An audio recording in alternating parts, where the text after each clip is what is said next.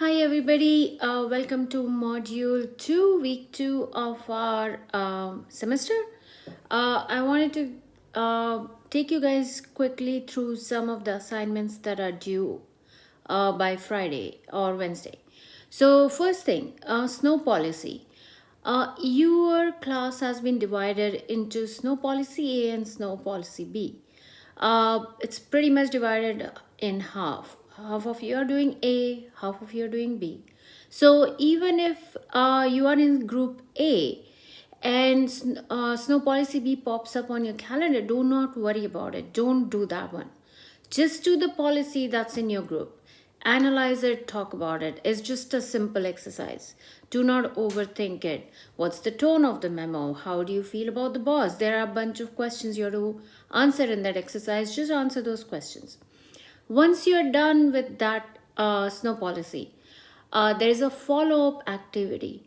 So before you do the follow-up activity, you get to see both the policies A and B. So say for example, you are in snow policy A, you wrote about snow policy A and you're done. Then you go and look at the snow policy B, you read that, then you watch the follow-up video. There is a video over there.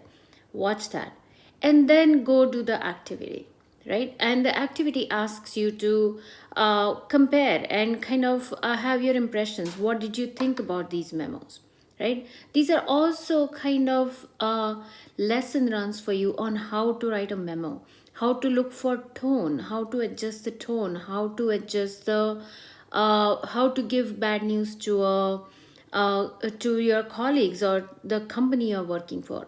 Lots of other things, how to kind of lay out your policy preferences. So a lot of those things are in that activity that you learn. So make sure you do only the snow policy you are in. Do not worry about the other snow policy. So again, because I have been getting emails about these from some of you, so I thought I will make this crystal clear what you're supposed to do. If you're in snow policy A, do snow policy A. Do not worry about B. If you're in snow policy B, do snow policy B. Do not worry about A, right? So that's kind of cleared up, I'm hoping. I'm still happy to answer your questions if you have any, but this should answer all your questions.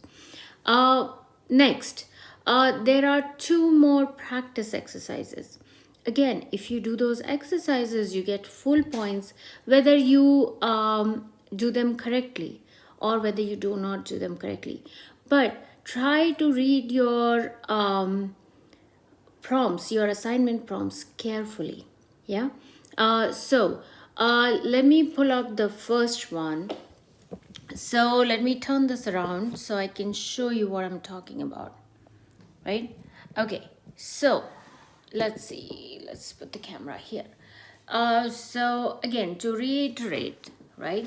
If you are doing A, if you are in snow policy A group, just do that one. If you are in B group, do that one. Do not worry about the other one. And then you will do the watch the follow-up video, read both the snow policies, and then do your follow-up activity. Yeah. So that's simple enough. You should be able to do it. Once you do one policy, just move on to the next one. There's no reason why you have to wait to do this till Friday. Yeah. So do this. Now, let's look at this one, which is diplomacy, tone, and emphasis exercise, right, in technical writing practice. So this one asks you to write an email to your colleague. I'm going to turn this around because it's not really giving you a good idea. So it's asking you to write an email to Tina, asking her to send you some information that she was supposed to send you. The report is due Monday. You need that information.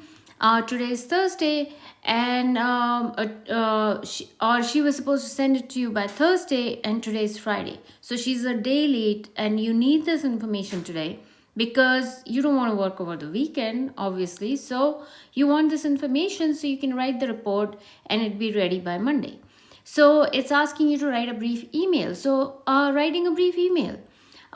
It's giving you, it's asking you to go look up textbook unit 3.2, how to write emails. and guidelines for diplomacy, tone, and emphasis. However, also think about how you write emails, right? How is the email, how is the body of an email? So, to Tina, from your name, subject line, the spreadsheet information, or whatever it is. Again, be specific, right? And then you start your email. So in your email, you could write Dear Tina, and then you could go on into that. Again, this is technical writing. So think about how you're writing your email. Is it a block of text, or are you breaking it into smaller paragraphs? Think about all those things. Think about the greeting. How are you signing it off? Think about your greeting. Think about how you're signing it off, right? Dear Tina, always a safe bet. Signing off, again, you can say best, you can say kind regards, warm regards, whatever it is you want to say, make it a good one. Yeah. And then that's about it. It says a small email. So make sure you write a small email. Do not write a huge long email with a list of grievances. Just a small quick email and tell her what it is about. So that's your first writing practice assignment. Again, there's no right or wrong way to tackle this. I will let you know in your comments whether you could have been more polite, or you could have changed your tone, or you could do work with say the structure of the email, right? But don't worry about this. If you attempt this assignment, you get 100 points. So make sure you attempt it. Okay, let's move on to the next one. The next one is technical style edit and justification memo. Practice. Now, if you look at this assignment, this one has two parts to that assignment. Now, I have had students do this assignment in a hurry and do only half of it. If you do half of it, just one part of it, I will give you 50. If you do both parts, you get 100, right? Because this is your practice assignment. I'm not grading you on, say, grammatical mistakes, or on, say, tone or diplomacy, or any of those kinds of things that we are looking for here. I'm grading you to see it's a practice assignment. So do the best you can, right? But it doesn't have to be perfect. However, make sure you do everything that's being asked of you. So it's asking you to do two things. First, you have been given a letter. So it's asking you to edit that letter for style and tone. Use your track changes if you want to, or you can just give me the edited version. So edit that letter. Then the next thing you're doing is you're writing a brief memo to Willow. So when you write a memo, think about again the memo structure. How is a memo written? To, from, subject line, date, right? Or to, from, date, subject line. You can vary it. It doesn't matter. Make sure it says memorandum on the top. Your subject line in your memo, again, specific. Suggested edit changes to your letter or your memo. And then lay out what changes you're telling her to do. Now, again, in this, say you suggest, you maybe make like 5 or 6 changes in her original letter. You don't have to chronicle each and every one of them. You can maybe focus on 2 or 3 and talk about those.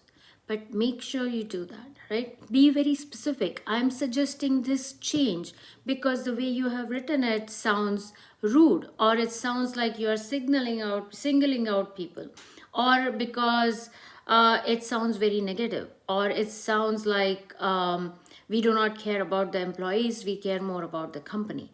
So whatever it is, and if you can find an instance from the book that supports your argument, that justifies the changes you're making, that's even all the more better, right? It gives credibility to the changes you're making. So you're suggesting. So if you can do that, that'll be great. That makes your memo so much more credible, so much more effective. So think about those things. So remember, on the second one, technical style edit and justification memo, you have 2 tasks. 2, not 1, 2. So if you have a file in which you have only done the track changes to the letter that Willow has written to the potential customers, I will give you points, but I will only give you half the points. However, if you do both of them, you get full points. right? So make sure you do that. Make sure you do both the assignments. Yeah. That's all I have for you. These are the three major things that you have to do for this week. The another one is a micro writing exam exercise. Really simple. If you do that, you get like 100 points, I think. Let me see. I don't think, yeah, there is, it's just a completion grade. So just think about that, right? Do that one. That's a really easy one. The micro writing exercise. So do that one too. And that's all you have for this week. So it is, our pace is picking up. So be on the lookout for what is due. I will try to have these video lectures earlier in the week, say by Friday evening. So you have a head start. However, make sure you guys are reading the assignment prompts, the assignment instructions carefully, because that is the key to doing well in this class.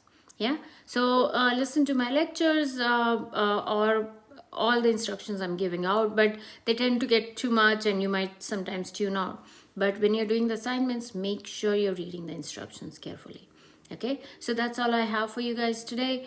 Make sure you guys do snow policy, either A or B. Make sure you do the follow-up activity. Make sure you do the practice assignments, because you get full points if you do those. Next week you will do the final assignments, which will be graded more strictly, but you will already have had practice. I'll try to grade them before you start doing the final ones, so you have an idea which areas to improve on. Yeah, so make sure you do those. About 4 or 5 assignments you have this week. Make sure you do all of them, and best of luck.